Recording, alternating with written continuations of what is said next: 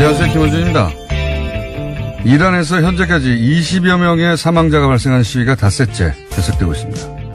이 시위를 다루는 대부분의 국내 뉴스는 영미권 언론의 인용 보도입니다. 특히 트럼프 대통령이 이 시위에 트윗으로 어떻게 반응했는지를 다룬 뉴스가 상당수입니다. 이런 국제뉴스가 나면 가장 먼저 미국 언론을 검색해 보기 때문이겠죠. 사실 현재 벌어지는 이란의 시위와 트럼프의 주장과는 아무 관련이 없습니다. 이란 시위는 트럼프가 주장하는 이란의 테러 지원 때문도 아니고 정권의 잔혹한 인권 침해에 저항하는 것도 아니고 미국의 정책에 동조하거나 이란의 대미 전략에 반대하는 것도 아닙니다. 여기서 트럼프를 언급한다면 트럼프가 자신이 주장했던 것과는 전혀 무관한 성격의 시위를 아전인수로 해석해 헛다리를 짚고 있다. 이런 뉴스가 나와야 하는 거죠. 그리고 실제 이란인들의 시각으로 이란의 내부 문제가 무엇인지 이야기하는 뉴스가 나와야 정상입니다. 지난 겨울에 우리 촛불 시위를 우리에게 묻지도 않고 트럼프 시각으로 트럼프의 트윗으로 해석해 보도한다면 그게 어떻게 제대로 된 뉴스겠습니까? 백악관의 시각, 미국 언론의 시각이 아니라 우리 시각으로 세계를 보자는 이야기 다시 한번 하지 않을 수 없습니다. 김원준 생각이었습니다. 이런 국제뉴스가 나면은 항상 똑같은 문제가 발생해요. 네. 이게 자꾸 미국 언론으로 세계 뉴스를 접하면 미국이 세계를 보는 방식을 우리가 내면할 수밖에 없거든요. 네. 여러 차례 지적하신 바가 있죠. 이 문제가 어떻게 나서올 건지 문제의식을 우리 모두가 좀 가졌으면 하는데 미국이 뭐 워낙 슈퍼파워니까 미국 언론을 들여다보는 것까지는 뭐 당연히 해야 되는데 그 수준을 넘어서 이제 항상 미국 시각으로 세계 뉴스를 해석하는 이 관성 이거 바꿔야 되거든요. 더구나 트럼프 시대에는 트럼프의 시각 자체가 대단히 왜곡됐잖아요. 편향되고 일방적이고 맞지도 않고. 예. 근데 이 트럼프의 트윗하고 세계 사건하고 연결해서 계속 보도하는 게 많은데 의미도 없고 세계를 이해하는데 도움도 안 됩니다. 우리 촛불시 진짜 이유는 우리가 가장 정확하게 알잖아요. 예. 근데 우리한테 묻지 않고 트럼프 트윗을 보도한 다음에 뉴스하고 연결해버리면 이런 사태를 이해하는데 전혀 도움이 안 되기 때문에. 그런데 이제 이란인의 시각으로 이 사태를 바라보는 뉴스가 전무한 것이 우리가 그만큼 지역 전문가가 없다 보니까. 예. 뉴스 공장은, 이 문제를 어떻게든 해보려고 노력하고 있습니다. 그래서, 이 시위도 이란인의 시각으로 바라보면 어떻게 보이는지 적절한 인사를 섭외 중이다. 알려드리고요. 자, 첫 번째 뉴스는 뭡니까? 네, 새해에도 계속되는 질문입니다. 다스가 누구 거냐라는 질문에 대해서 전직 직원들의 대답이 이어지고 있습니다. 다스는 이명박 전 대통령의 소유다라는 건데요. 전 다스 총무처장의 증언입니다. 어제 MBN 보도입니다. 이 인사의 주장에 따르면요. 이명박 전 대통령이 다스 공장이 있는 경주를 방문할 때면 골프장과 항공권 예약을 모두 다스 직원들이 담당했다고 합니다. 특히 비용을 결제할 때는 다스 법인카드를 사용했다라고 하는데요. 이명박 전 대통령뿐만이 아니라 부인 김유롱 여사가 친구들과 함께 경주에 올 때도 골프 예약과 수행을 다스 직원들이 했다라고 합니다. 다스 뉴스가 이제 풍년입니다. 예, 요즘 자잘한 뉴스들도 많고 다스는 누구 겁니까? 작년부터 묻기 시작한 뉴스 공장으로서는 아주 뿌듯한데 이 뉴스도 이제 자잘하지만 실소유주가 누구냐 하고 연결된 거죠. 예. 이명박 전 대통령 본인 입으로도 자기는 이 회사가 아무 상관없다는 거잖아요. 예. 주식도 사실은 하나도 없고. 그런데 이제 그 회사에만 가면 물청소를 한다지 않습니까? 물청소하고 그 회사의 사장이 수행하고. 네, 왕 회장이라고 부른다고 합니다. 직원들은요. 회장이 따로 있는데, 예. 전 직원들이 동원이 되고. 그냥 상식적으로 생각해 보면 돼요. 자기도 아무 상관이 없다고 하고 주식도 하나도 없는데 왜 사장이 직접 수행을 하느냐. 그리고 이런 편의를 제공하고 직원들이 동원되느냐.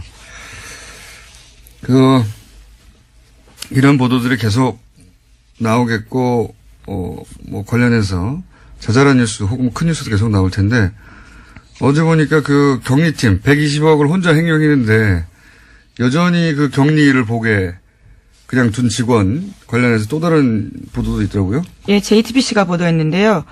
그 조아무개 씨라는 이름입니다. 예. 전직 경리팀 관계자들의 증언인데 다스의 회계 시스템상 120억 원대의 횡령을 말단 직원인 조 씨가 개인적으로 하기 어렵다라고 했다는 건데요. 내부 관계자들에 따르면 조 씨는 말단 직원임에도 불구하고 김모 사장에게 직접 보고하는 방식으로 일했다라고 합니다. 그러니까 이제 여기서는 다스는 전산화를 하지 않고 다 요즘 뭐 통장 이체 혹은 뭐 전자 결제 또는 뭐 온라인 거래를 하는데 여기서는 통장하고 인감을 가져가서 돈을 뺐다는 거 아닙니까 항상. 그런데 그 인감을 사장만 가지고 있었는데 어떻게 말단 직원이 120억대를 빼내느냐 뭐 이런 얘기인 것이고. 네, 그래서 정호영 특검의 결론이었습니다. 그게.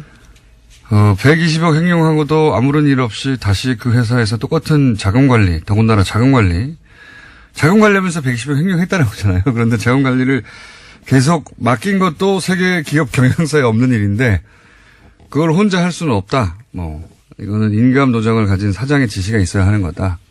네, 그러니까 다스 전현직 관계자 말에 따르면요. 최근에는 생산팀으로 옮겼다라고 합니다. 뭐 최근에는 이런 문제가 생기니까 또 옮겼겠죠. 네. 예. 근데 그 관련 보도 중에 다스 관련 여러 보도 중에 어제 있었던 것 중에 가장 중요한 뉴스는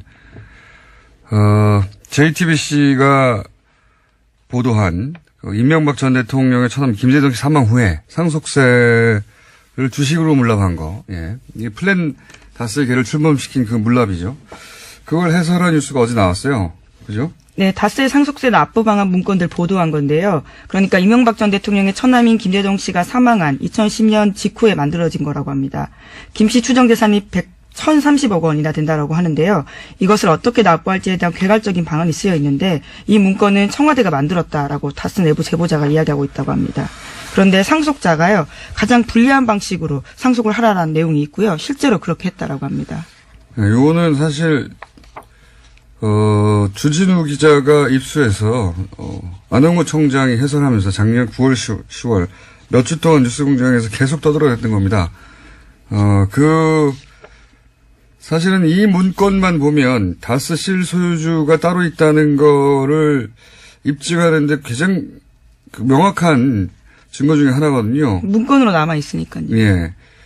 이걸 TV에서 다시 정리해 준 게 JTBC밖에 없다는 게 저는 신기할 정도예요.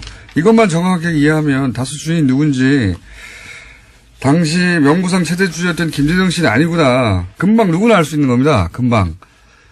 JTBC면 이걸 다시 재정리해서 TV에서 보도했다는 게 이해가 안 가는데 어쨌든 한 번만 더 정리하면 자세한 정리는 9월 며칠자 뉴스공장을 다시 들으십시오. 그때 몇 주간 이야기를 했으니까.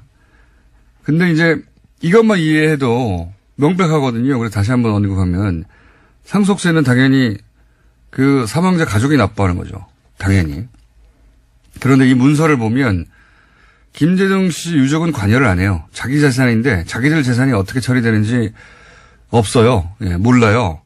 또 거기 보면 여러 시나리오가 검토되는데 김대중 씨 재산인데 이명박 전 대통령의 청계재단에 전액 출연하는 방안이 검토됩니다. 처남이 왜 자기 재산을 다 매형한테 줍니까? 미쳤나요? 굉장히 친한 사이인가 보죠. 자기 재산을 왜 다 줍니까? 예? 그리고 김대중 씨 지분을 다스가 다 사버리는 방안도 검토가 돼요.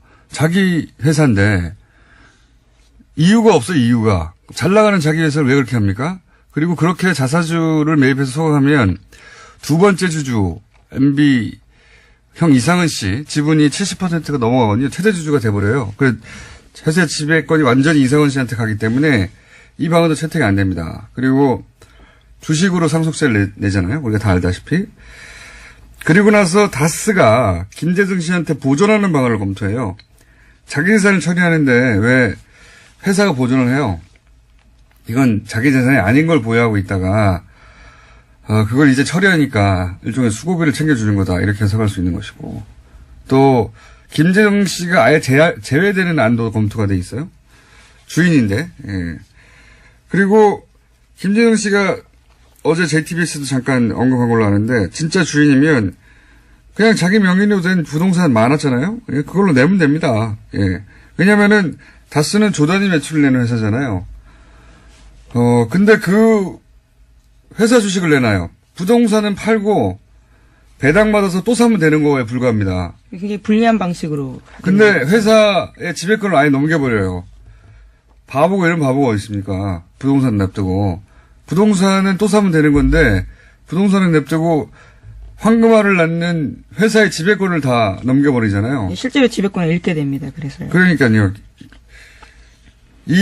정말 이상한 게 김재동 씨 가족이 회사를 상속받는 과정에서 거꾸로 회사의 소유권을 상실해요.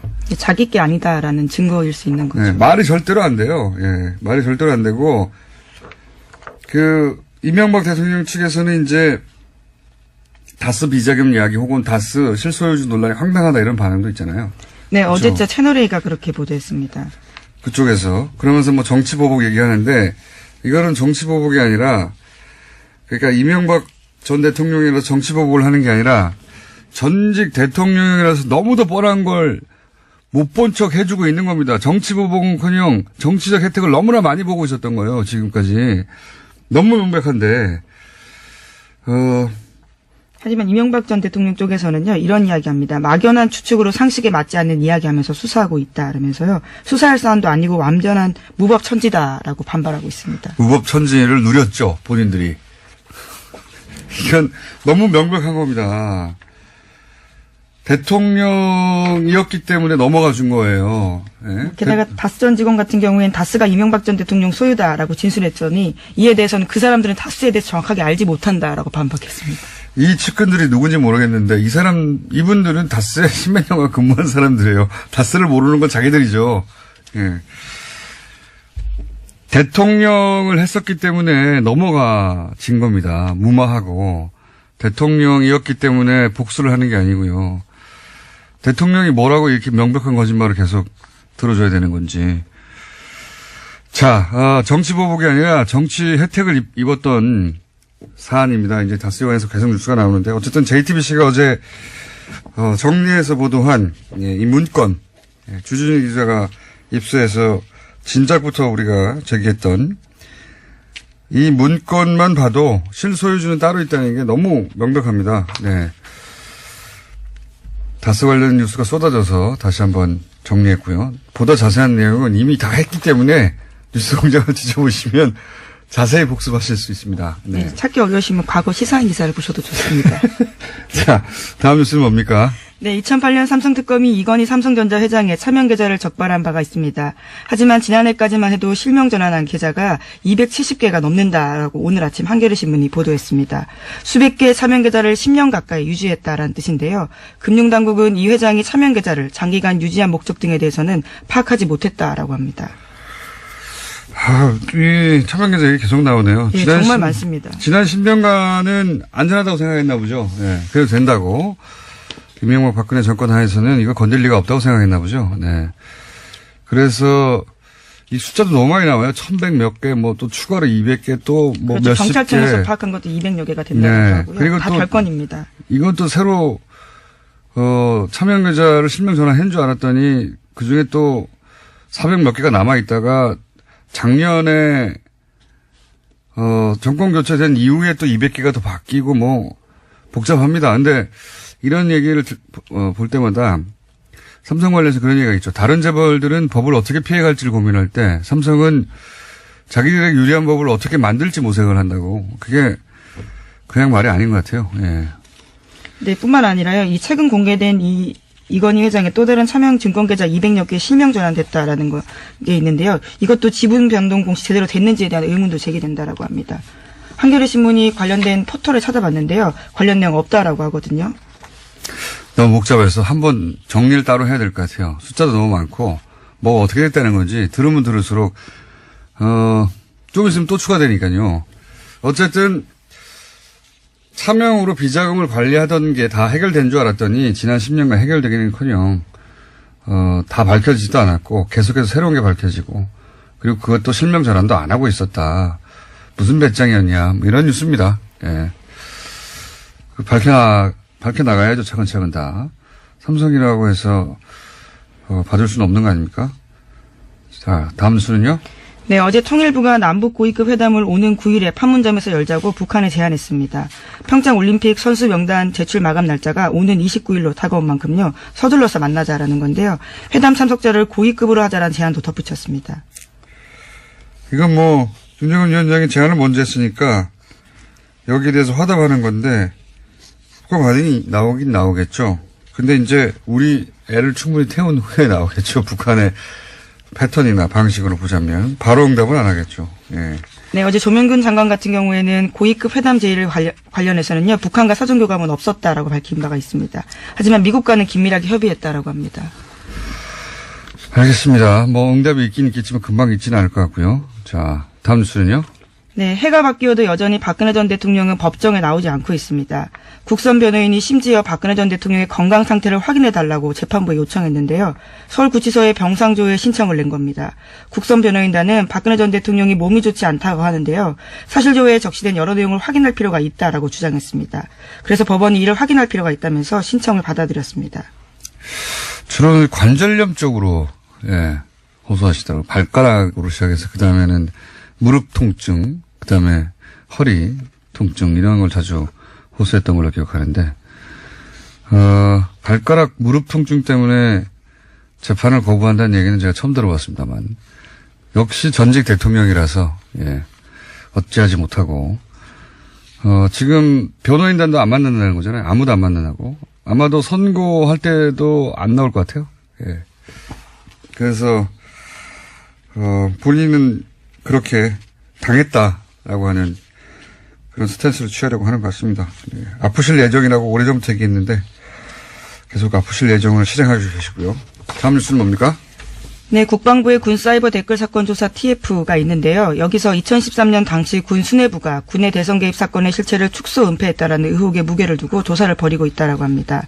2013년만 하더라도 국방부 조사본부는 이태하 심리전단장의 개인적 일탈이다라고 밝힌 바가 있는데요. 당시에는 전현직 사령관 등 군 수뇌부의 정치 개입 없었다라고 밝힌 바가 있습니다. 하지만 이에 대한 재조사가 좀 무게를 싣고 진행되고 있다라고 합니다.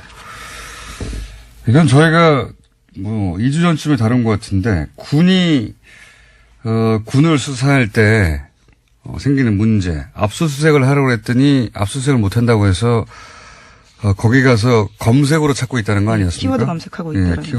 이 말도 안 되는 건데, 사실은 키워드 검색에 안 걸리게 얼마든지 만들 수 있거든요. 문서를 간단히 암호화할 수도 있는 것이고, 근데 그 압수수색을 못하게 하니까, 압수수색 영장이 있는데도 못하게 하니까, 그래서 제대로 수사가 되겠는가. 네, 4주째 압수수색하고 있다라는 보도도 있었습니다. 말이 됩니까? 압수수색은 들어가서 바로 가져가면 되는데. 그렇죠. 굉장히 기습적으로 해야 되는 상황인데. 그리고 생각해보면 24시간 그 검색을 할지도 않을 거 아니에요. 퇴근한 다음에는 그 PC를 건드리면 누가 합니까? 프리징도 못 한다는 얘기인데.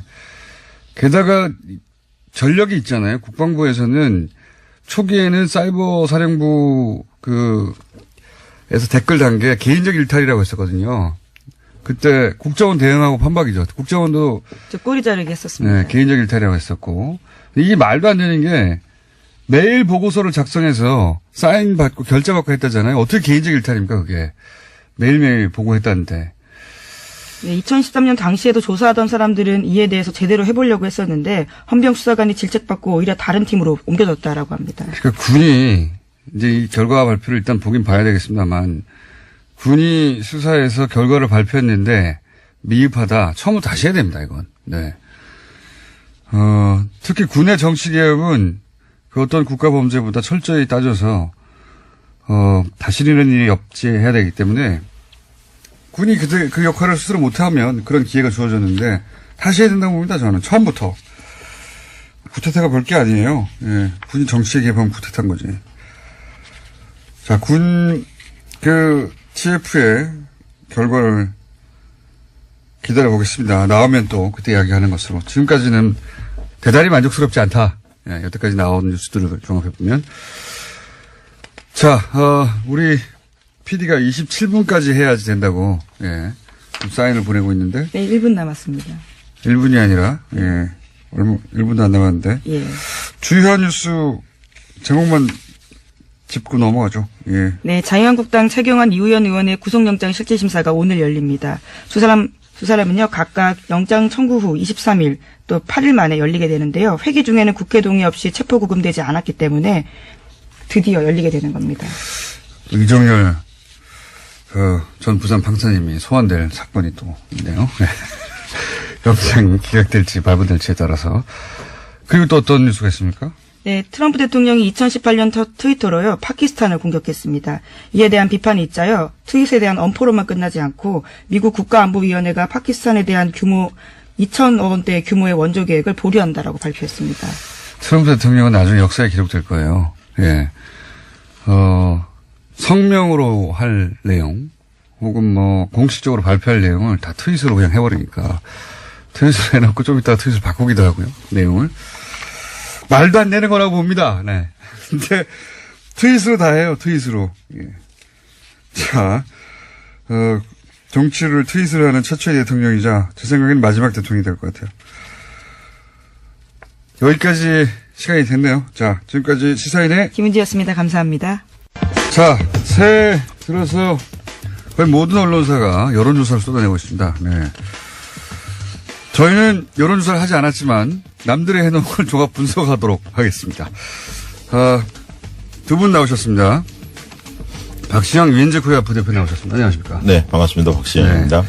배종찬 리서치 본부장님 나오셨습니다. 안녕하십니까. 새해 복 많이 받으십시오. 복 많이 받으시고요. 두 분 다. 네. 네. 이게 이제 비디오로 보시는 분들이 이게 나가는지 모르겠는데 이게 덩치 매치입니다. 거의. 네. 예. 덩어리가 큰 분들이 나오셔가지고 제가 왜소해 보여가지고. 아니, 전혀 아닙니다. 전혀 아니긴요. 제일 큰 분이. 공장장님께서 제일 크십니다. 네. 배종찬 본부장님이 뭐 우열을 가리기 힘든 덩치들이긴 한데 네. 제일 큽니다. 제가 보기엔. 씨름단 아닙니다. 네. 그러니까 여기 아마 외국인이 이 방송을 보면 한국 씨름단이 나와서 스포츠에 관련된 이야기를 한다고 생각하지 않을까. 네. 네. 그런 등치들이 나와서. 자, 여론조사 굉장히 많이 나왔어요. 여기저기서. 네. 근데 이제 윈즈 코리아나 리서치 한 건 없죠? 확인했습니다. 리서치도 확인했습니까? 신년 여론조사를 발표했습니다. 네. 알겠습니다. 근데 이제 특정 여론조사 기관이 한 거 말고 혹은 네. 특정 언론 기관이 한 거 말고 전체적인 추세를 10개 다 읊을 수는 없으니까요. 네. 추세를 보는 것으로 해보죠. 우선 연초에 문재인 정부 평가는 어떻습니까? 연초에. 실제로 지난 연말에는 대개 이제 70%를 오가는 것으로 예. 오르내리가 했는데 실제로 연말에 전화면접 조사로 해보니까 70% 후반대, 75, 77, 8 더 올라갔습니다. 그게 무슨 효과입니까? 연말 연시 효과입니까? 한 해를 돌아보면서 전체적으로 보니까 괜찮았네 이런 건가요? 네, 그런 것 같습니다. 그래서 대개 이제 전화면접 조사를 하면 ARS 조사에 비해서 대체적으로 정치 고관여층이 아닌 소극적 관여층들이 응답을 많이 하는데요. 그래서 이제 흔히 말하는 중도층들이 많이 잡히는데 그런 층에서 대통령에 대한 우호적 시각이 상당히 두텁다는 것이 확인되고 있습니다. 그런데 연말 들어서 더 그런 어떤 현상들이 높아진 것 같습니다. 본부장님 보시기 어떻습니까? 대통령 지지율 그러면 이제 주로 이제 12 일종의 딴지일 수도 있는데 왜 이렇게 높으냐? 난 이해가 안 된다. 그렇게 말하는 보수 진영의 분들이 많죠. 네, 그래서 보수 응답자들이 많이 참여하지 않았다라는 이야기를 하기도 하거든요. 그렇죠. 그런데 그런 모든 걸 감안하더라도 문재인 대통령의 지지율은 매우 높은 것입니다. 방식이 바뀐 것도 아니고 그만큼 이 문 대통령 지지율의 특징 자체가 이 국정 운영 스타일에 대해서 이 국민들이 주목하고 있다. 파격적인 소통 행보. 그러니까 관리하고 있는 지지율로도 보여집니다. 그만큼 추진 동력을 얻기 위해서는 지지율이 중요할 수밖에 없는 것이거든요. 네. 그 중요성을 알고 있다고 봐야 되겠죠. 그러니까 숨은 보수표가 얼마나 되느냐. 샤이 보수. 이게 늘 이제 관심권은 일부 있다고 봅니다. 한천은 5% 남짓은 있다고 보는데 중요한 것은 조사할 때 중앙일보나 조선일보나 이런 어떤 보수 매체에서도 여론조사를 하거든요. 그러면 어디가 의뢰한지를 표명을 합니다. 조선일보 의뢰로 중앙일보 의뢰로 한다. 이런 사실을 밝히기 때문에 보수층이 대거 숨었다. 이거는 굉장히 착각이라고 생각합니다. 있을 수는 있지만 네. 크지 않다. 그렇게 크지 않다. 예전에 이명박 전 대통령 시절 지방선거 할 때 그런 그런 거 있었죠. 샤이 진보가 분명히 있었죠, 그때는. 네, 그 당시에는 네. 그 무당파들의 3분의 2는 야당 동조를 하는 층이었습니다. 그래서 실제 여론조사하고 거의 20% 가까이 차이가 나는 지방선거 결과가 나왔지 않습니까? 그렇습니다. 숨어있는 표가 10%가 된다 그러면 그 표가 옮겨오면 말씀하신 대로 공장장께서 말씀하신 대로 20% 가까이 되는 것이거든요. 그만큼 숨은 표를 잃는 것이 또 중요할 수밖에 근데 없습니다. 당시에는 안심번호를 여론조사 기관들이 할 수 없었고 언론사나 그렇다 보니까 집 전화를 중심으로 했었습니다. 대개는. 그렇죠. 그리고 핸드폰 조사를 했지만 한계가 있었고요. 그러다 보니까 최근에 이제 안심번호가 그 선관위에서 제공하는 그때도 본사에서 집 전화를 했었어요, 맞아요. 예, 그렇기 때문에 차이가 큰 거고요. 대표성이 없다라고 이야기를 하죠. 그러니까 2010년만 하더라도 집 전화로 하는 것이 아주 대표성이 있겠다라고 생각했는데 급속도로 이 휴대폰이 보급된 이 현상을 좀 반영하지 못했던 것이 2010년의 결과였죠. 예, 그렇기 때문에 최근 조사는 상당히 정확하다 이렇게 보시면 됩니다. 당시 여론조사 기관들 엄청나게 욕먹었죠. 저희는 맞췄습니다. 욕 먹었으니까 오래 사는 겁니까? 썰렁하게. 네, 알겠습니다. 네. 콧구녕을 알 수도 있습니다. 그래서 썰렁하더라도. 이정렬 판사님 계셨을 때 한 번 나오셨다면서요, 두 분이. 예. 예. 끝나고 뒤풀이가 더 길었습니다. 예. 그때하고 똑같다고 생각하시면 안 됩니다. 알겠습니다. 네. 정신 차리겠습니다. 네. 자, 하여튼 국정 운영 평가는 연말 연시효까지는 모르겠으나 오히려 더 높게 나왔다. 네. 예. 희한하네요. 예. 문재인 대통령 지지율의 특징을 이제 지난 충분한 데이터가 쌓였으니까 이제 6개월 이상 특징을 보자면 뭐 어떤 특징이 있습니까? 쉽게 얘기하면 이제 중도층에서도 3분의 2 이상은 문재인 대통령이 지지하고 있고요. 진보층뿐만 아니라 그리고 보수층에서도 거의 절반 가까이는 지지를 하고 있습니다. 아, 보수층 지지층도 상당히 두텁다. 네, 그렇습니다. 그러니까 응답자 특성으로 보면은 중도층도 그렇고 또 호남 지역에서의 지지율이 또 매우 높고 이 연령대별로 골고루 뭐 30대, 40대, 50대까지 지지율이 높다는 것인데 특징 중에 하나가 과거에 대통령의 지지율이 높을 때는 특정한 이유가 있었습니다. 아, 이것 때문에 내가 지지한다. 근데 문재인 대통령의 특징은 국정 운영 스타일. 이전에는 볼 수 없었던 이 소통을 하고 있고 또 많이 경청하고 있는 모습 때문에 특별한 이유가 없다 하더라도 물론 직전 정부, 직전 대통령은 많이 비교는 되겠지만 아 잘한다 이런 평가가 있는 것으로 저는 보입니다. 제가 볼 때는 이상적인 리더 이미지와 지금 현재의 문재인 대통령 이미지가 상당히 일치합니다. 조사를 해보면. 그래서 이제 그런 측면에서 국민들이 나름대로 높은 인기를 그 대통령이 부과하고 있는 것은 그만큼 어떤 리더가 우리 시대에 필요한가 이런 사람들의 마음속에 있는 상들이 있는데 그 상과 지금 문재인 대통령의 이미지가 상당히 중첩된다. 그렇게 보입니다. 이것 하나 꼭 말씀드리고 싶은데 이 일반인들이 대통령의 전화를 받았을 때 굉장히 놀래거든요. 근데 그 감동도 굉장히 진할 수밖에 없는 것이 일본의 이 오부치 총리가 오부치 댕화 전화라고 해서 큰 감동을 불러일으켰는데 문재인 대통령이 직접 국민들에게 전화를 해서 소통하는 그런 모습들이 다른 통화가 되지 않았던 국민들조차도 감동을 받을 수밖에 없는 것이거든요. 깜짝 놀랄 수 있는 겁니다. 나 대통령입니다. 그러면 누가 대통령이라고 믿겠습니까? 아니, 당신 대통령이면 난 수상이야, 총리야. 이럴 수 있는데 그런 전화가 된다라는 것. 네. 알겠습니다. 배 본부장님의 유머 코드는 이해했고요. 네. 시도를 많이 해 주십시오. 그 중에 터질 수도 있으니까. 알겠습니다. 어쨌든 특정 이슈 때문에, 지지한다라기보다는 그 스타일 자체 또는 뭐 시대에 맞는 상을 가지고 있는 거군요. 그렇죠. 네. 그리고 추진하는 방향 자체에 대한 적절하다. 왜냐하면 적폐청산에 대한 공감도도 높지 않습니까? 실제로 해보면. 이러면 참 야당이 답답해지는 겁니다. 그렇죠. 예. 반면에 야당은 좀 죽을 쓰고 있고요. 예. 그러니까 이러면 특정 이슈를 공략한다든가 특정 인기 요인을 공략하면 되는데 참 곤란해지는 상황이고요. 자, 그럼 지방선거 얘기를 또 해보겠습니다. 올해 정치권에서 가장 중요한 이벤트는 지방선거고 결국 이 지방선거 결과에 따라서 이제 정계 개편이 일어날 수도 있고 뭐 굉장히 많은 변화가 있을 수도 있는데 격전지 보통 얘기하잖아요. 네. 근데 현재까지 발표된 여론조사 뭐 6개월 남긴 했습니다만 현재 기준은 격전지가 안 보여요. 그러니까 지금 뭐 제주나 몇 군데는 조사 결과가 나오진 않았는데 대략 흐름 보면 17개 광역단체 중에서 자유한국당이 앞서는 지역은 경북 지역 하나만 있는 것 같습니다. 현재적으로 보면. 물론 이게 이제 선거가 다가올수록 바뀌겠죠. 당연히. 네. 그 특징으로 보면 결국 이제 보수의 몰락 첫 번째. 두 번째는 현역들의 고전. 이 두 가지로 압축할 수 있을 것 현역들의 같습니다. 고전이요. 예. 현역이 이렇게 높게 안 나옵니까? 예, 박원순 시장을 제외하고는 상당히 현역들이 고전하는 것으로 상당 지역들, 충청권을 빼고요. 영남이나 호남 등등에 박원순 시장을 제외하고는 네. 그렇습니까? 예를 들면 인천, 경기 유정복, 그다음에 남경필 다 고전하고 있고요. 부산의 서병수 고전하고 있고 울산의 김기현도 그 만만치 않은 상황인 것 같고요. 대구의 권영진도 그렇고요.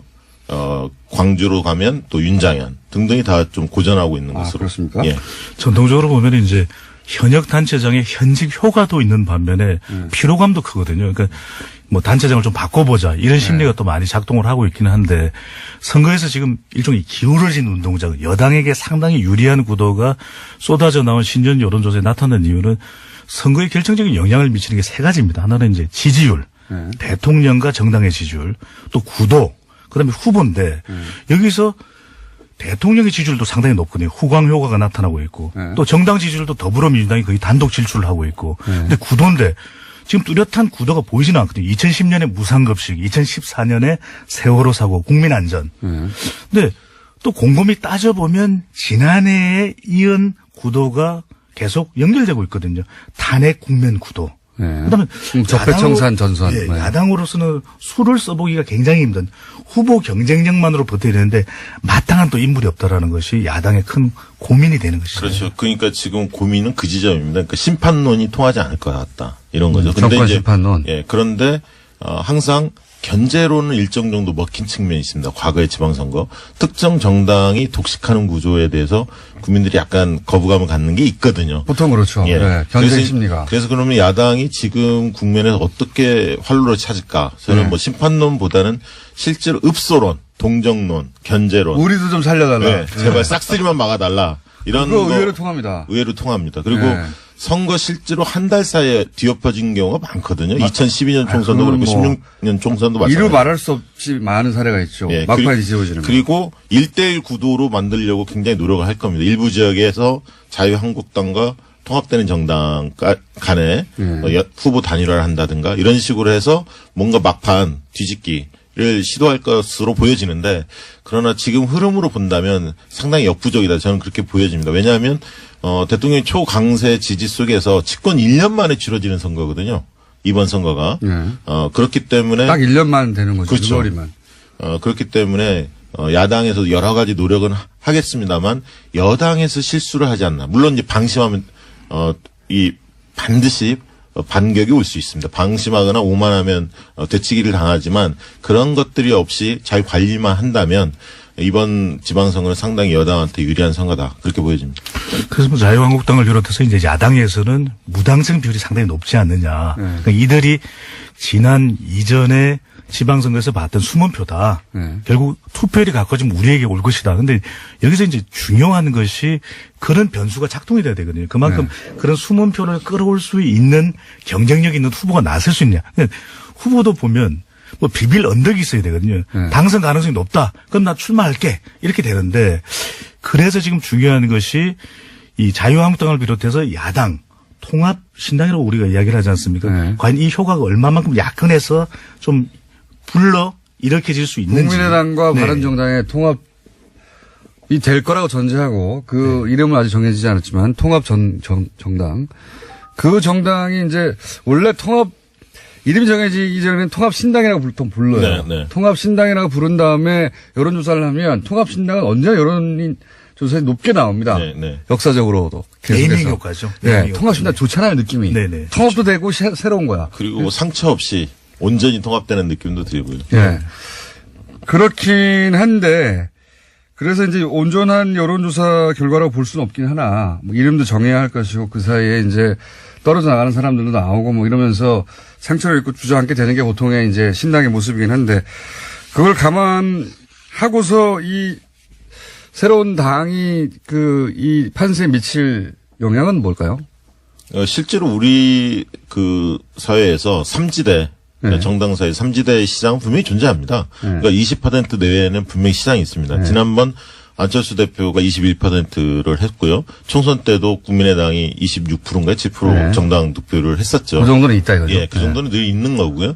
그런 측면에서 지금 통합신당이 15에서 20% 선에서 정당 지지율, 가상 지지율인데요. 기록하는 거는 가능할 수도 저는 있다고 봅니다. 캠페인 효과가 극대화된다면. 다만 이게 이제 상처 없이 가야 하는 거고, 아까 그 국민의당과 통합하는 과정에서 많은 분이 떨어져 나간다든가, 바른정당에서 뭐 남경필 지사나 등등 주요 인사들이 이탈을 했을 경우에는 그렇게까지 시너지 효과는 없는데, 다만 좀 주목해서 봐야 할 지점은 이게 왜 좀 시너지가 있느냐. 자유한국당이 그야말로 대안으로 못 써 있기 때문에 그런 거죠. 그리고 두 번째는 유승민이라는 상당히 보수에서 매력적인 카드가 아직은 상처를 덜 받았습니다. 안철수 대표는 굉장히 상처를 많이 받아서 비호감도가 굉장히 높은 반면에 유승민 대표가 살아있는 거죠. 비호감도가 높게 나옵니까 요즘? 안철수 대표? 예. 굉장히 높습니다. 여론조사. 예, 그래서 실제로 서울시장 지금 여론조사를 해보면 유승민 대표가 안철수 대표보다 훨씬 높은 것을 확인할 수 있습니다. 몇몇 조사에 드러났는데요. 예, 그렇습니다. 말을 갑자기 끝내셔가지고. 우리가 지금 효과가 있느냐 효과가 없느냐. 공장장께서 말씀하셨던 대로 신당이라고 하는 이름은 일단 주목을 받게 되는 효과가 나타나는 통합신당 거죠. 이름이 항상. 그러니까요. 예. 또 이것이 이 폭우냐 가랑비냐. 예. 폭우면은 아주 영향력이 클 텐데 그렇지 않더라도 가랑비 정도만 돼도 우리가 가랑비에 옷 젖는다 그러지 않습니까? 예. 그러면 이 효과는 분명히 나타나는 것이 적어도 선택지를 줄여주는 것이거든요. 바른정당과 이 국민의당이 통합되면서 선택지가 3개 정도로 정리가 되는 셈입니다. 예. 더불어민주당, 자유한국당, 그리고 통합신당. 정의당도 있습니다만. 네, 물론 예. 정의당도 있어요. 정의당의 파괴력을 결코 무시해서는 안 되는 것이고요. 근데 여기서 그렇게 되는 경우에 여론조사 결과에서 보여지는 것은 자유한국당하고 상당히 경쟁하는 정도의 수준은 올라선다라는 것이거든요. 그러니까 더불어민주당의 위협적인 존재는 안 되겠지만 내년 지방선거에 적어도 광역단체장에 뭐 큰 영향을 주지는 못하겠지만 기초단체장도 있거든요. 후보에 훨씬 더 주목하게 되는 것이 기초단체장. 강역의원 선거 정도에는 영향을 줄 수 있다. 이런 또 분석도 그러니까 가능해집니다. 이 선거에 있어서 지방선거는 총선과 조금 다른 특성이 있습니다. 뭐냐면 우리 편을 그냥 무조건적으로 지지하는 게 아닙니다. 그러니까 같은 갑이면 우리 편을 지지하지만 능력에 대한 차이가 있으면 잘할 사람을 뽑는 선거가 지방선거입니다. 그래서 인물 요인이 상당히 큰 선거예요. 역대 다 그랬습니다. 특히나 젊은 층일수록 무조건적인 지지가 아니라 조건부 지지를 보내고 있습니다. 근데 오히려 장년층, 노년층들은 무조건적인 지지를 합니다. 그러니까 번호 보고 투표하는. 그렇죠. 예. 거기는 정당 요인이 큰 거고요. 장년층은 예. 젊은 층은 인물 요인을 높게 보고 있습니다. 그런 점을 감안했을 때 여당이 그 낙관을 할 수는 없는데 다만 이런 점은 있습니다. 문재인 정부의 중간 평가로 지방선거를 지금 몰고 가고 있거든요. 야당도 그렇고 언론도 그렇게 몰고 가고 있는데 중간 그것은 이게 너무 짧지 않습니까? 그러니까 중간 평가로 몰고 가면 몰고 갈수록 야당이 늪에 빠지게 돼 있습니다. 대통령 선거로 가면 이 부분이 하나 대통령 지지율이 너무 높기 때문에. 그렇습니다. 두 번째는 개헌 정국이 있다는 겁니다. 물론 개헌이 그 지방선거 동시투표가 안 될 가능성이 높습니다만 이 과정에서 지방 분권에 대한 어떤 국민들의 공감대가 상당히 커지다 보면 개헌 지방 분권을 강화하지 않은 개헌에 대해서 반대하고 있는 자유한국당 이 부분들이 지방선거에 나서는 기초단체장이나 광역단체장 자유한국당 후보들로서는 굉장히 곤혹스러운 대목입니다. 때문에 이 분권을 그 전면에 내세워서 이 개헌 드라이브가 걸렸을 때 자유한국당이나 바른정당 이런 분들이 굉장히 고전할 가능성이 있다는 거죠. 보수 야당이 그러면 살 수 있는 방법은 아까 말씀하신 읍소 네. 한 번만 살려줘. 이거 말고. 그리고 여권의 어떤 오만과 이런 어떤 방심 속에서의 어떤 뭐 자중질환이 당내 경선에서 뭐 파열음이 난다든가. 건방진 태도를 보인다든가. 네. 예상을 뛰어넘는 공천도 중요한 또 변수가 될 수 있을 것으로 보여지거든요. 왜냐하면 우리가 의외의 광역단체장만 주목을 하는데 기초단체장의 경우에는 우리가 잘 모르고 있지만 또 기초단체장에서 얼마만큼 당선시키느냐, 강의의원 또 정당 투표도 있고 교육감 선거도 있거든요. 그러니까 이런 데서 아예 예상하지 못했던 그런 인물들을 등장시킬 경우에 그런 부분도 선거에서 중요한 변수가 될 수 있는 부분이거든요. 네. 네. 그리고 하나 말씀을 더 드리면 이 지방의원들도 굉장히 중요합니다. 그러니까 기초의원, 광역의원을 우리가 뽑지 않습니까? 광역단체장, 기초단체장을 뽑듯이. 왜 중요하냐면 지난번 성남시 사례를 보면 기초의원들 중에서 자유한국당 출신 의원들이 반대를 해서 복지에 관련된 그렇죠. 획기적인 맞습니다. 정책들이 예. 시도 자체가 안 되는 거예요. 시장만 뭐 바뀌면 다 바뀔 줄 아는데. 네, 그리고 거기서 다 통과돼야 되니까요. 그렇죠. 앞으로 이제 예. 자치분권이 시의회를. 강화되면 강화될수록 지방의회의 위상과 권한이 커집니다. 그래서 우리가 광역단체장만 잘 뽑을 게 아니라 지방의원에 대해서 신경을 써야 한다는 거죠. 국민의당과 바른당 통합 요 자체만 놓고 보자면 국민의당과 바른당이 어떻게든 통합은 될 거라고 보시죠, 두 분 다. 우여곡절이 있어 보이는데 그건 이제 네. 왜냐하면 지지층을 보더라도 완전히 일치하지는 않거든요. 중요한 것이 우리가 얼마만큼 효과가 있느냐가 두 당의 이 구성원들이 통합되는 거 중요해요. 지지층들이 통합이 돼야 됩니다. 그렇죠. 여기서 이제 그렇죠. 시너지 효과가 나타나야 되는데 네. 그러기 위해서는 통합 과정이 매우 중요하다는 거죠.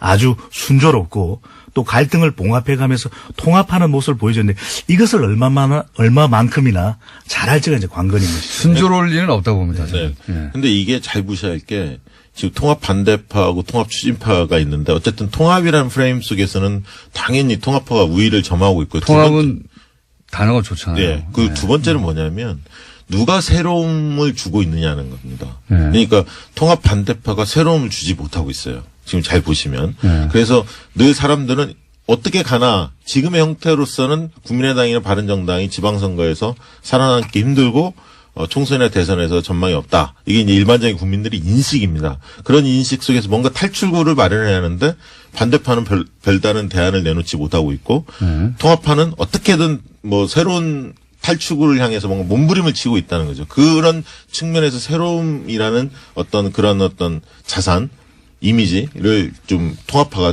틀어지고 있는 게 아닌가. 근데 선거에서 중요한 게 보면은 지방선거를 보더라도 결국에는 이게 이 국민들을 위한 또 지역 주민들을 위한 이 공약이 사라져버리거든요. 잘 모르게 되거든요.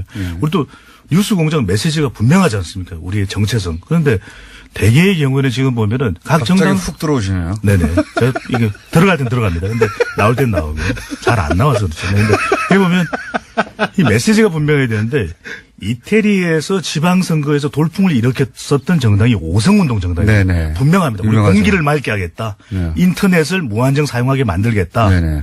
또는 우리는 뭐 이념을 어떤 걸 지향한다. 이게 명쾌하게 이 정당의 정책 메시지가 전달되니까 오히려 돌풍을 일으켰었거든요. 근데 지금 저는 좀 더 이 관심을 기울여야 되는 부분이 야권에서는 보다 명확한 정책 메시지를 좀 내놓을 필요가 있을 걸로 보여요. 야권은 지금까지는 이제 적폐청산 이제 그만해라 하고 그다음에 전통의 그 레퍼토리 북한 네. 이거 두 개 외에는 나오는 게 없어요. 그죠?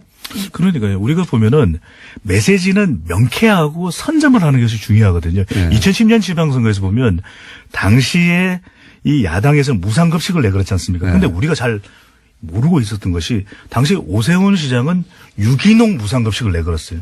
근데 무상급식 이미 선점하고 있는 시대에 뭐를 갖다 붙여도 그것이 주는 파급 효과는 제한적이거든요. 네, 네. 그러니까 가령 적폐청산으로 나오면 우리는 어떤 강한 메시지를 대안으로 들고 나와야 되는데 그렇지 못한 것이 지금 이 정당의 어떤 돌파구를 마련하지 못하는 것입니다. 근데 이게 잘 보셔야 돼요. 그 주장도 중요하지만 누가 이야기하느냐가 굉장히 중요하거든요. 중요하죠. 예. 메신저에 대한 신뢰도가 중요한데 홍준표 대표가 아무리 떠든들 좋은 얘기 한들 그거를 신뢰할 수 있는 국민이 얼마나 되겠습니까?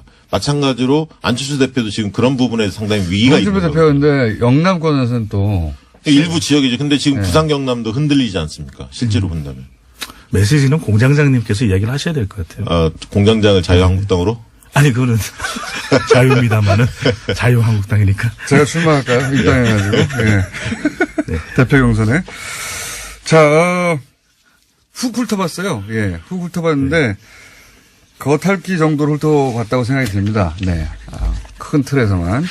근데 이제 두 분을 좀 자주 모셔야 될 것 같아요. 이 선거의 해이기 때문에 자주 모셔야 될 것 같은데, 오늘 거의 미천이 다 드러났지도 모르겠다. 다 드러난 것 같습니다. 할 얘기를 더 이상 없습니다. 다 하셨을지도 모르겠다 하는 생각이 드는데, 재밌었기 때문에, 예, 이 덩치 매치. 네. 앞으로 좀 자주 이어갈까. 빅매치. 네. 네. 이어갈까 합니다. 박시영 윈즈코리아 부대표, 배종찬 리서치 뉴스 부 본부장이었습니다. 감사합니다. 감사합니다. 뉴스공장의 대표 코너 노르가즘, 정의당 노회찬 원내대표 나오셨습니다. 안녕하십니까. 네, 안녕하십니까. 요즘 대한민국은 희한한 야당이 있어요. 야당을 제대로 안 해봤으니까 지금 저기는 야당이 뭐 해야 될지 모르는 거야 지금. 주 의원님, 예, 이제는 더 이상은 안 됩니다. 대한민국에 희한한 야당이 있어요. 나 이제 자, 이게 그 토론을 계속 하다 정의당이 보면 야당이 아니에요 이제. 그러니까 탄핵당했지 이 사람은. 지금 검색어를 점령하고 있는 여러 이름들. 어제 밤에 JTBC의 신년 토론회가 있었죠? 예. 거기 나가셨더라고요. 뉴스공장이 이제 제일 싫어하는 게 전날 밤에 저희 패널들이 바로 거기 나가가지고 이빨을 다 털고 오는 겁니다. 예. 뉴스공장을 홍보하기 위해서 밤에 잠깐 나갔습니다. 그럼 나가셔서 뉴스공장 얘기하셨어야죠. 예. 어제 제가 낮에 그 청와대 신년하러에 갔는데 예. 거기서 그 인사 많이 들었어요. 김어준의 뉴스공장 잘 듣고 있습니다. 당연한 건 전 국민이 듣고 있으니까. 공영방송입니다. 확인되는. 청와대 뵐 수 있습니까? 들어야지. 자, 근데 어제 가만히 매치업을 생각해 보면 썰전과 뉴스공장의 패널 양쪽에 나와가지고 믹스 매치업을 했어요, 그죠? 예, 그렇게 됐네요. 예, 보면 그렇게 됐습니다. 요 멘트 어제 이제 보신 분들도 있겠지만 못 보신 분들을 위해서 요 멘트는 어떻게 나온 건지. 예. 최근에 그 벌어진 아랍에미리트와의 어떤 모종의 스캔들이 있는 게 아니냐, 국가적인 마찰이 있는 게 아니냐라는 그 자유한국당 의혹 제기에 대해서 기본적으로 그 관련자들이 거의 다 전 정권 사람들이기 때문에 사실을 알고 싶으면은 그럼 이명박 대통령한테 물어봐라. 귀하 쪽 사람 아니냐, 집안 어른 아니냐. 근데 그리고 또 실제 실무를 담당했던 사람 중에 그 자유한국당 현역 의원도 있어요. 그래서 그런 사람한테 물어보면 누구보다도 더 잘 알 수 있는 일을 괜히 이제 뭐 정부에 떼쓰고 또 아랍에미리트에 가니 안 가니 그러면서 또 가지도 않아요. 뭐 안 만나주니까. 조사관 파견하겠다고 해놓고 가지도 않고. 그래서 그랬더니 이제 왜 정의당은 뭐 정부가 정의당에게 정보를 흘려줬다는 거예요. 제가 어제 낮에 그 청와대 신년하러에 가서 정의용 안보실장, 국가안보실장에게 물었어요. 근데 얘기해 줄 수 없다. 딱 끊어서 답을 하더라고요. 한명도 정부수석한테도 물었어요. 전혀 사실 아니다. 낭설이다. 딱 잡아떼더라고요. 그러니까 정부로부터는 어떠한 답도 얻을 수 없는 상황인데 마치 정의당이 뒷거래로다가 청와대로부터 말을 들은 것처럼 얘기해서 아니 자기가 공부 안 해가지고 시험 성적 나쁜 걸 가지고 왜 딴 사람들은 시험 문제를 선생님이 가르쳐줬다. 이렇게 모함하느냐는 거죠. 그래서 제가 순간적으로 사실 굉장히 참은 겁니다. 뭐 거칠게 표현해서 죄송한데 많이 참았다는 말씀도 드립니다. 그런데 이제 그러니까 당했지까지만 하면 되는데 이 사람만 했다고 해가지고 왜 반말하냐 이런 얘기도 없잖아 있긴 하다고. 그런 방송 중에 그렇게 들렸다면 제가 미안하고요. 근데 김성태 원내대표 사람으로 보고 있다는 얘기죠. 사람으로 보고 제가 잘 아는 분이고 이 사람아 이렇게 했다는 얘기죠. 칭찬이네요. 근데 김성태 원내대표가 원래 그 한국노총 출신이고. 제가 그래서 잘 아시죠? 20년 전부터 가깝습니다. 뭐 그래서 이제 뭐 사석에서 하듯이 얘기를 해서 미안하긴 한데요. 그때 20년 전 김성태 원내대표는 어떤 분이셨습니까? 굉장히 뭐 총기 있고. 그리고 할 말 다 하는 나름대로 그 다크호스였죠. 전형적인 그 운동권하고는 좀 결이 다르지만. 운동권 출신 전혀 아니고요. 그런 거와 무관하게 그냥 이제 좀 뭐라 그럴까 정의파. 그런데 속했기 때문에 저는 그래서 계속해서 김성태 원내대표 만날 때마다 과거에 정의파였다. 과거에는 정의파였다. 원래 출발이 그걸 상기시켜드리고 있습니다. 하여튼 김성태 원내대표와 노회찬 원내대표는 원래 아주 잘 알던 노동운동할 때 지금은 이제 뭐 서로 입장 완전히 달리하고 있지만 그런 사이여서 또 이런 표현이 나왔던 것이기도 합니다. 하여튼 이 토론회가 굉장히 화제예요. 지금까지도 계속 검색에 오르는 걸 보면 못 보신 분들은 다시 보기로 봐도 좋을 만큼 재밌었던 토론회였던 걸로 제가 알고 있습니다. 근데 이제 손석희 대표는 차장은 워낙 이 토론회 할 때 일정 정도 이제 과열되거나 또 시간을 잡아먹으면 자제를 시키잖아요. 예. 네. 저 같으면 계속 싸우겠을 텐데, 그냥. 그리고 너무 멀어요, 보니까, 거리가 서로. 서로를 휘두르면 다 할 수 있는 자리로 이렇게, 응? 삿대질도 가능하고, 그랬어야 되는 건데, 안타깝다는 생각도 들고요. 저희가 한번 이 내부를 모셔가지고, 예, 난타전을 벌일 수 있도록 한번 꾸며보겠습니다. 한 명 더 부르시죠.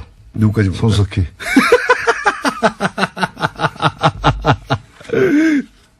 제 소원이 손석희 사장을 갖다가 토론석에 앉히고 토론자석에 앉히고 제가 사회를 보는 거예요. 그래서 발언하면은 빨리 끝내시죠. 이렇게 잘라버리는 거 있죠. 그게 이제 평생 소원인데 아직 못 해보고 있습니다. 저하고 손석희 사장님하고 토론을 시키시고 사회를 봐주시면 재밌을 것 같네요. 아, 그것도 괜찮겠네. 근데 토론이 되겠습니까? 토론이 잘 안 되겠죠. 예. 토론 안 되겠지만 레슬링을 하면 뭐. 제가 말하는 거는 계속 그냥 두고 예. 손석희 사장님 말만 하면 끊어주세요. 아, 그래야죠. 제가 뭐. 뉴스공장 소속인데.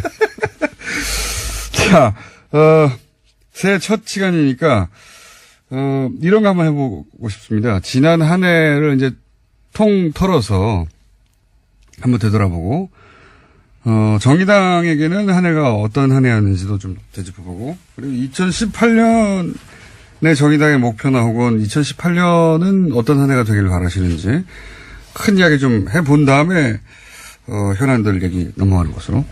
작년에 탄핵 대선 이거 말고, 탄핵 대선이야 뭐 전 국민이 다 알고 있는 커다란 사건들이고요. 이거 말고 그때 그 사건이 굉장히 중요했다. 개인적인 차원에서든 뭐 정당의 차원에서든 상관없습니다. 어느 날 뉴스를 보다가 저 멘트를 듣고 뭐 시대가 드디어 바뀌는구나라고 느꼈다든지 개인적인 변곡점 요때가 중요했어. 이런 거 없으십니까? 사건 되짚어보자면. 예, 저는 사실 작년에 뭐 촛불 끝에 조기 대선이 있었고 네. 또 많은 분들이 정권이 교체되리라고 예상은 했지만 교체된 정권이 어떤 성격의 정권이고 어디로 나갈지에 대해서는 우려와 걱정도 없지는 않았거든요. 예, 예. 근데 저는 대선 5월 9일 날 끝나고 예.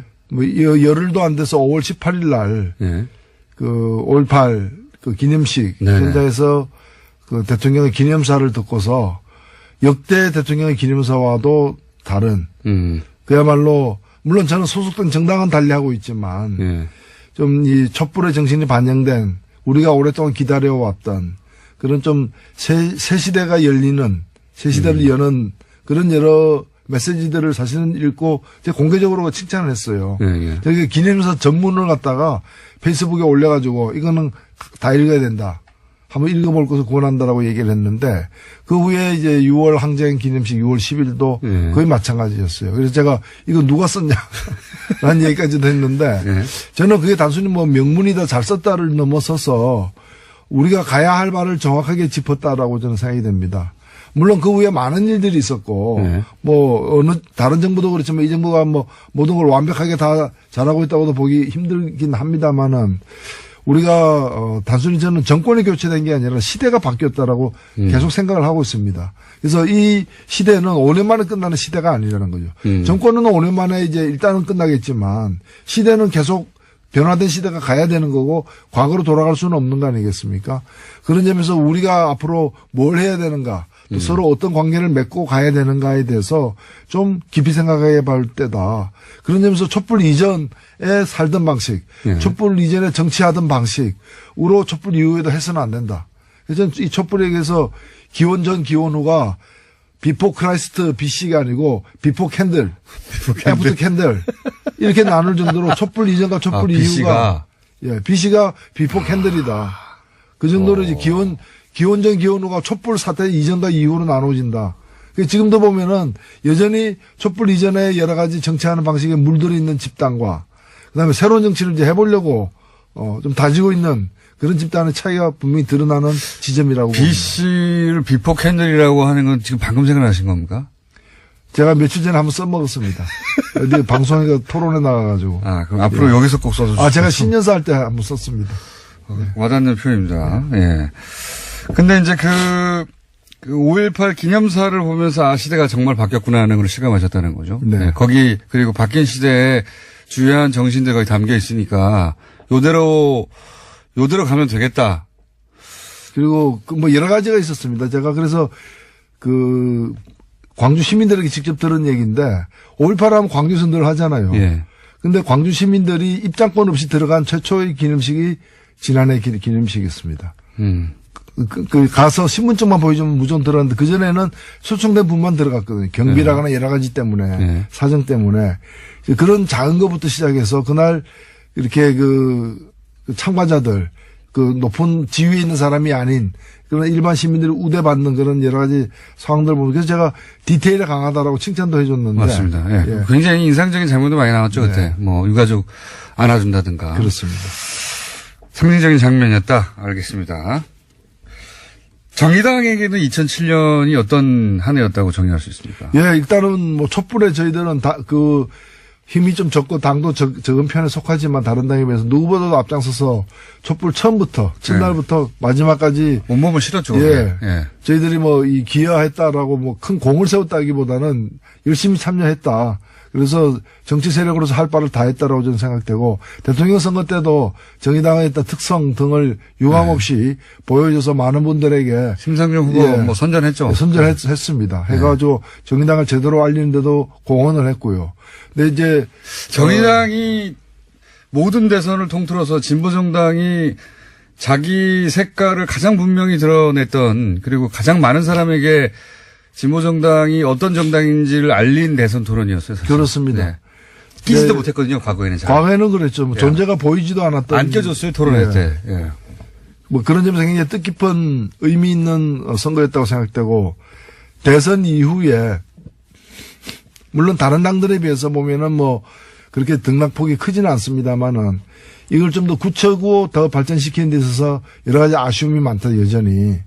사실은 뭐 제가 다른 당을 갖다가 이제 비교하기는 뭐합니다만은 낙선한 당들. 예. 그러니까 민주당 이외에는 다 낙선하지 않았습니까? 예. 낙선한 당들은 대선 때 얻은 득표율과 지금 지지율 비교하면 딱 절반으로 다 내려앉았어요. 예. 근데 정의당만큼은 절반까지는 아닌 약간만 이렇게 약간만. 빠진 상황인데 그러나 이런 걸 비교해가지고 정의당은 덜 빠졌다 해가지고 그냥 자위하고 있을 때는 아니라고 저는 생각되고 오히려 정의당이 왜 더 못 나갔는가 예. 그런 점에서 대선 이후 국면에서 자기 상품 저래서 정의당이 있구나. 저걸 관철시키기 위해서도 정의당을 좀 밀어줘야 되겠다. 이런 자기 상품을 갖다가 좀 확실하게 못 내놓고 있는 2018년에 그걸 반드시 내놔야 된다 생각하고 있습니다. 정의당에는 노회찬, 심상정 노회찬 두 분의 존재감이 워낙 커서 그게 장점이기도 하지만 그게 한계이기도 하다 이런 얘기도 많이 하지 않습니까? 많이 하죠. 예. 그거는 정의당의 당원들이 다른 어느 당의 당원보다도 열심히 사실 뛰고 있고요. 그게 뭐 개개인이 이렇게 드러나지 않아서 그렇지. 이번에 그 정당 후원금 모은 거 보십시오. 그게 다 당원들이 발로 뛰어서 만들어낸 거거든요. 예. 정당 후원금 1위라고 제가 들었는데. 예. 그래서 뭐 돈을 갖다가 제일 많이 모은 만큼 국민의 마음도 많이 모아가는데 좀 앞장서겠다 이런 뜻입니다. 알겠습니다. 혹시 정의당만의 2018년 지방선거 목표 비밀인데 살짝 공개할 수 있는 거 있습니까 혹시? 비밀이 아니거나 아예? 예, 저는 뭐 정의당이 아직은 뭐 저희가 후보 같은 게 확정되지 않는 상황입니다만은 그래도 지금은 정의당의 지지율이라거나 국민적인 어떤 지지도라거나 여러 가지 볼 때 17개 광역단체장 중에서 광역시도 단체장 예. 중에서 그래도 최소한 한 석 예. 이상은 좀 확보해야 되는 거 아니냐. 그래야 이른바 새 시대가 제대로 이렇게 어딜 노리십니까? 서울시장이요? 뭐 호시탐탐 노리고 있습니다. 대표님 혹시 직접 나가시는 거 아닙니까? 예, 아직까지는 계획이 없으세요? 예, 그렇습니다. 예. 하지만 어떻게 될지는 모르는 거죠? 그건 뭐 저희 당에서 아직 그런 인선 라인업을 하지 않았기 때문에 네. 예, 모든 것은 열려 있습니다만은 저야 뭐 경상남도에 있으니까 서울시장 얘기하지 마세요. 경상도, 남도 그러면 지사나 거기 훌륭한 분들 많습니다. 훌륭한 분들 많지만 만약에 본인한테 18개 시도지사 광역단체장 중에 한 군데를 골라서 출마를 하면 어디가 탐나죠? 일단 저는 뭐 이왕 그렇다면은 두 군데 달라고 얘기할 것이고요. 정의당에게. 예. 본인이 한 군데만 찍어서 마음대로 할 수 있다면. 예. 서울시장이요? 저도 그 수사도 많이 받아봤고 예. 신문도 많이 받아봤습니다. 웬만해서 잘 안 넘어갑니다. 전망은 어떻게 보십니까? 전망. 이제 홍준표 대표는 6개 정도. 예. 부산, 대구, 울산, 경북, 인천, 경남. 지금 현재 이제 자유한국당이 지자체장을 하고 있는 곳이죠. 예. 이곳은 지켜내겠다. 그런데 지금 현재 여론조사 상으로는 그렇게 녹록지 않은 상황인데 자유한국당 입장에게 어떻게 전망하십니까? 자유한국당이 탄핵까지 불러일으킨 사태에 대해서 제대로 사과하지 않고 그다음에 개헌이라거나 여러 가지 주요 사안에 대해서 이렇게 선거법 개정이라거나 완고한 태도를 견지하고 있는 건 뭔가 하면은 옛날에 다시 한 번이거든요. 네. 좀 지금은 힘들지만은 세상이 좀 변하게 돼 있으니까 언젠가는 과거의 영화 북위로 돌아갈 수 있다. 그 시절로 돌아갈 수 있다. 그런 제가 볼 땐 착각을 하고 있어요.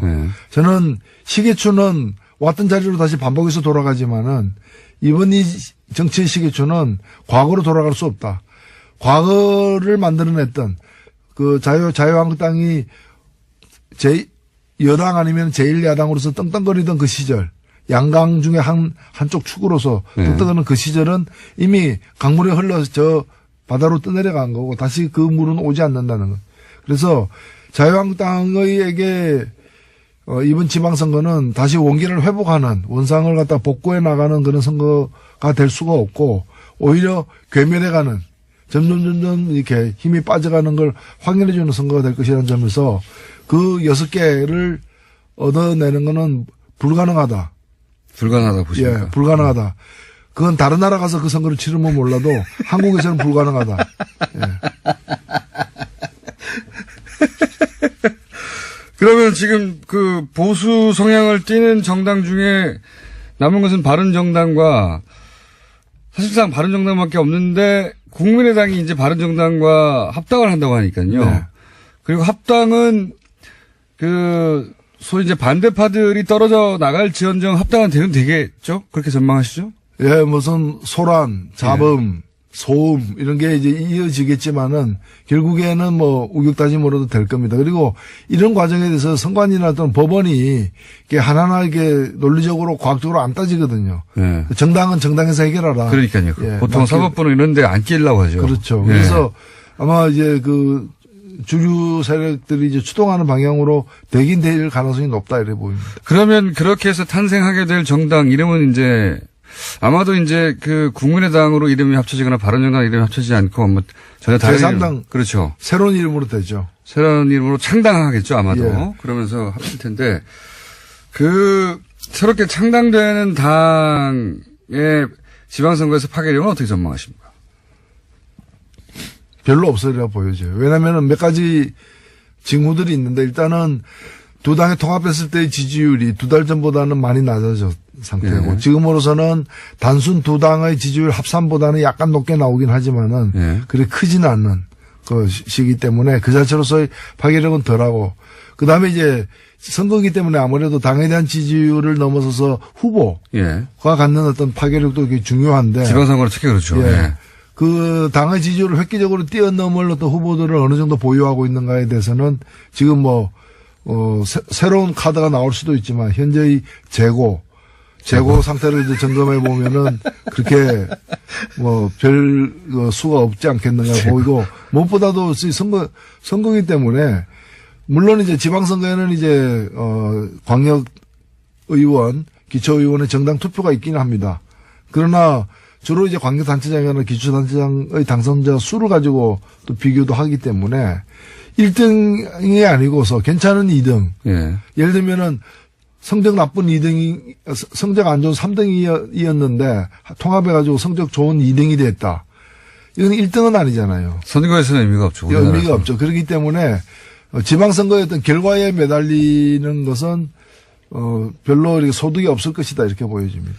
그러면 이 두 당이 합당됐을 때 최대 수혜자는 누가 되겠습니까? 유승민 대표가 될까요? 안철수 대표가 될까요? 예, 뭐 두 분 다 소외자로도 볼 수 있는데 그 중에서 더 큰 뭐 수혜자는 뭐 유승민 대표다라고 언론에서도 많이 지목을 하는 것 같아요. 하는 것 같은데 아무래도 이제 그 통합된 당이 어느 쪽으로 갈 거냐. 예.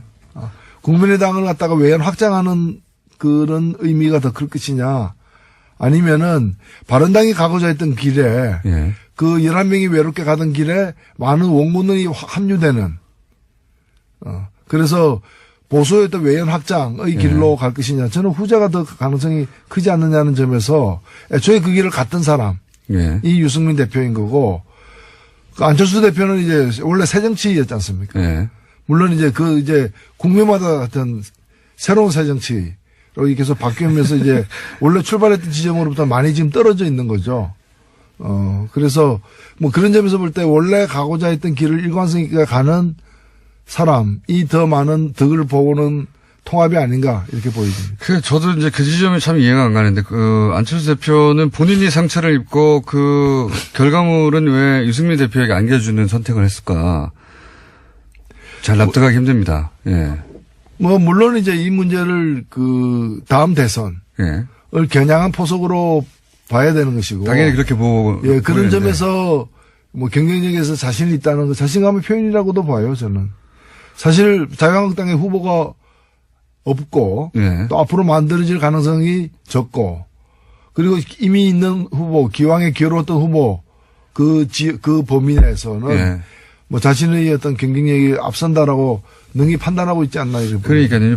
자유한국당에서 떨어져 나오는 분들하고 합쳐서 이제 새로운 보수다, 개혁 보수다 이렇게 표방하는 정당이 되고 그 중에서는 본인이 가장 경쟁력이 앞선다고 생각할 수는 있을지 모르겠지만 이 과정에서 입게 되는 상처 본인이 그것도 계산에 넣어보면 상처 상당히 많이 입고 있거든요. 예.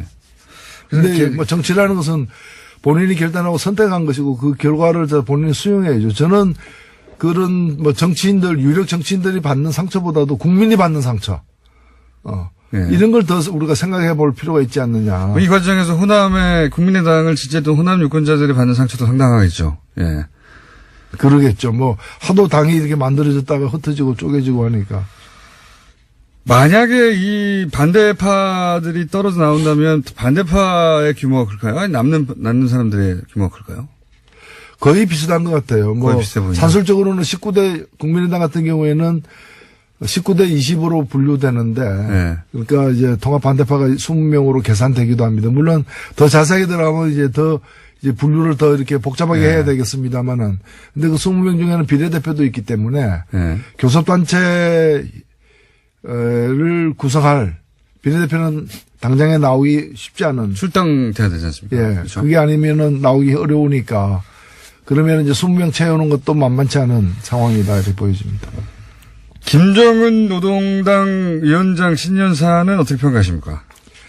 예, 저는 그 한 번의 어떤 그 화해 제스처, 대화 제스처로 그게 뭐 감격해가지고 마치 이제 대화의 시대가 열리라 이렇게 우리가 속단할 수는 없어요. 당연히 그렇죠. 예, 예. 설 전에 다시 미사일 발사할 수도 있고요. 예. 그래놓고 우리가 뭐 평창 올림픽 기간에만 안 쏜다 그랬지 뭐 이렇게 나올 수도 있는 것이고요.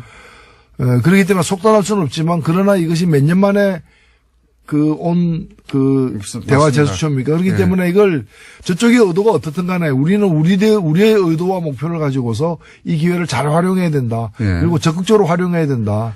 그렇게 찬스가 생각합니다. 오긴 왔죠. 그건 맞죠. 예. 오히려 사실 작년에 그렇게 많은 사람들이 손가락질 했거든요.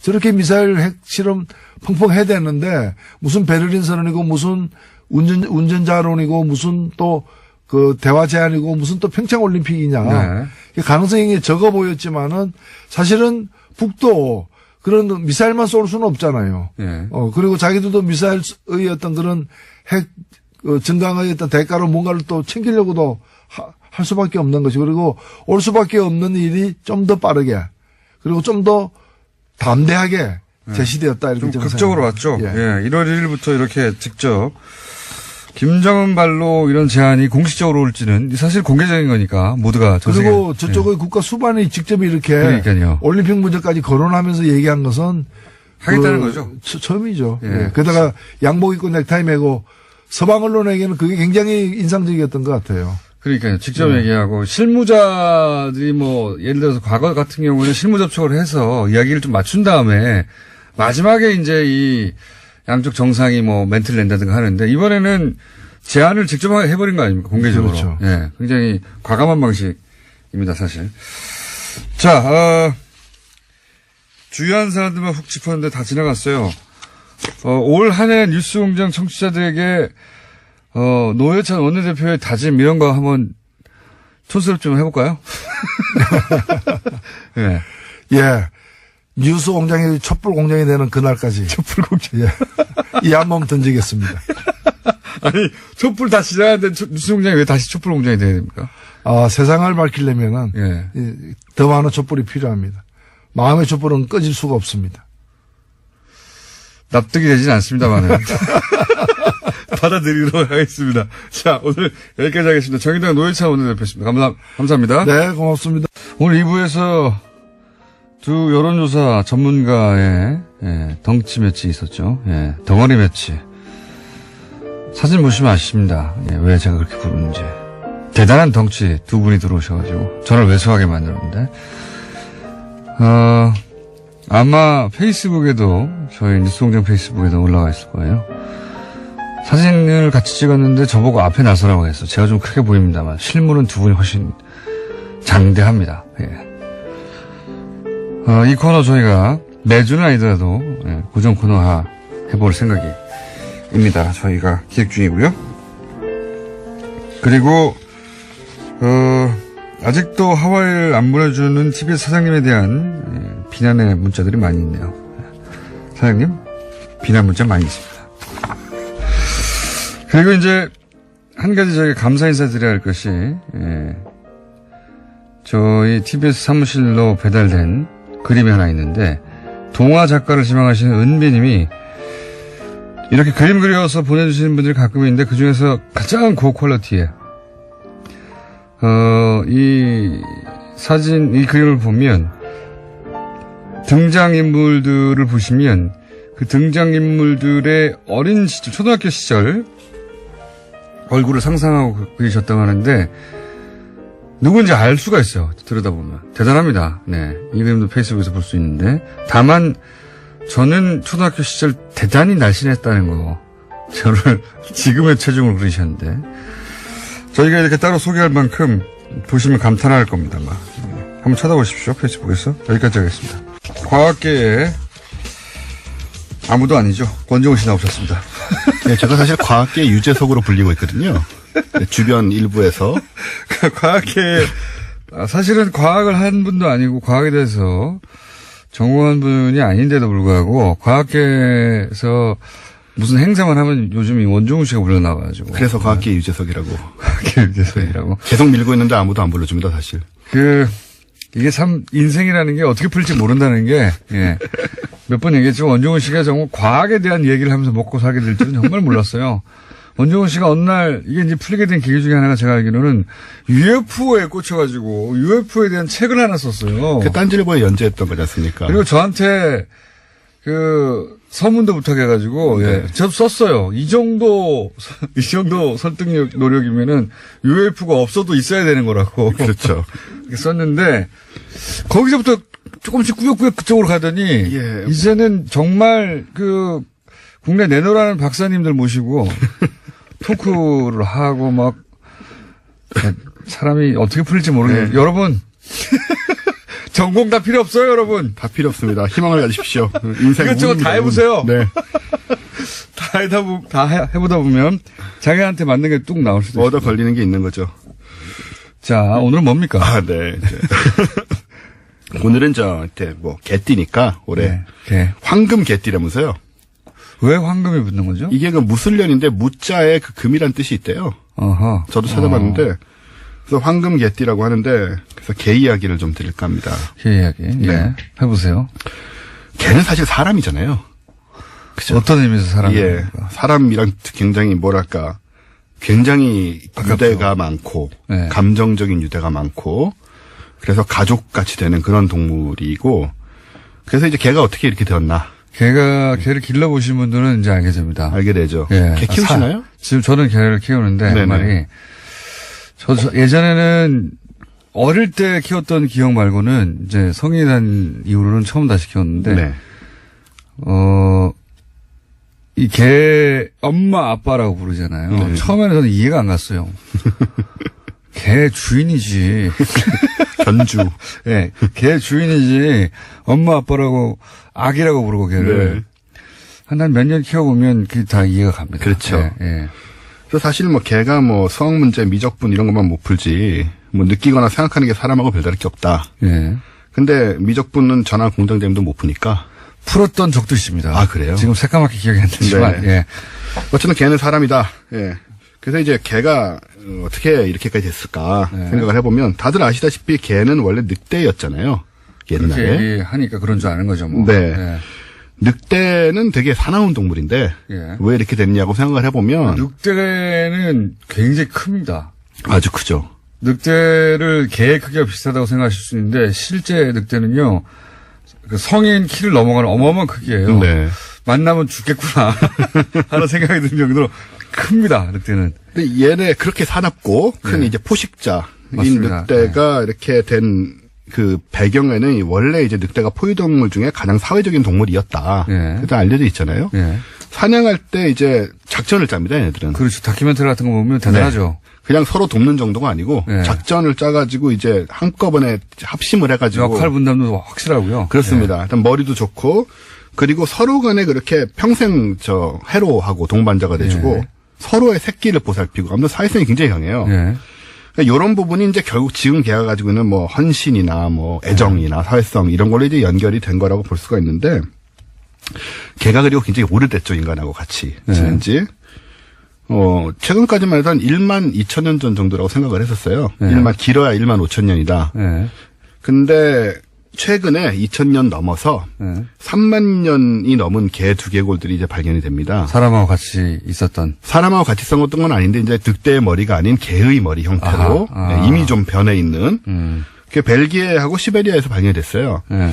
그래서 더 오래된 게 아니냐. 3만 년 이전에 이미 개가 예, 그랬을 수 늑대로부터 있다. 분리돼서 개가 된 게 아니냐. 예, 그런 얘기가 나오고 있죠. 제가 개와 관련해서 읽은 책 중에 가장 그 설득력 있었던 그 이야기가 뭐였냐면 사람이 개를 선택해서 네. 가축화 혹은 뭐 애완동물화 하였다라고 우리는 인간 중심으로 생각하는데 그 시절로 돌아가 보면 뭐 10,000년 전이든 30,000년 전이든 당시만 하더라도 이 개를 예를 들어 늑대의 새끼를 사람이 기르면 당연히 가축화하거나 사람하고 친근해질 거라는 것을 알고서 우리가 데려온 게 아니다.